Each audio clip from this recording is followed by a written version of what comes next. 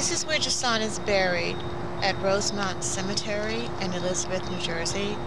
This is January 1, 2014, and I'm here at the cemetery. I want to highlight the fact this is my actually second visit. We came on Christmas Day.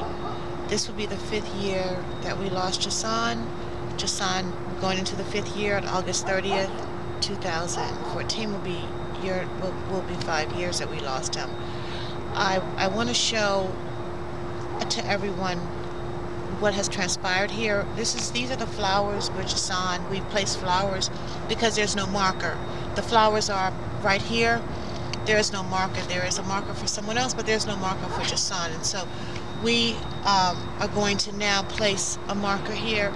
The reason why there's no marker is because of the devastating effect that his loss had on us, especially me as his mother.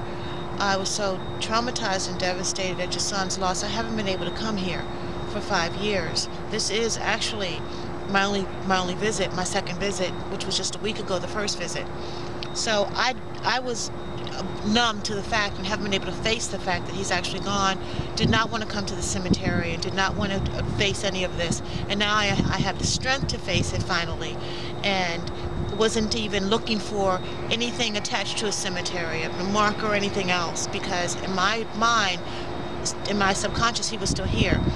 And the fact of facing him, the reality of facing him was just too entirely painful. But this is what family violence and police brutality and family violence, this is the place it leads to.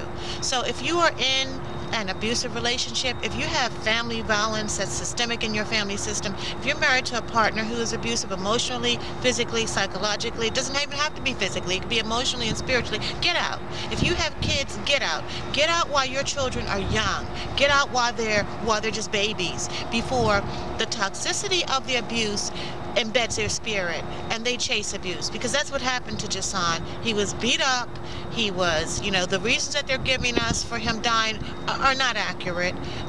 He turned to drugs as a means to anesthetize his pain. And so we have child number 1. Child number 2 is in Texas. I'm on my way out there to visit the interment. First time again in almost 5 years. But this is where it leads to. There is no other place that family violence, which leads and places our children in the hands of other violators, this is where it takes them. It takes them to the grave. It takes them to the grave.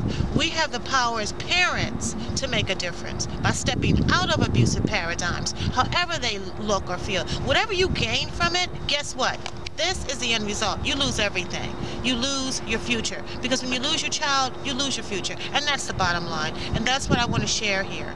We have to begin to love our children and love ourselves and know that we're better than this.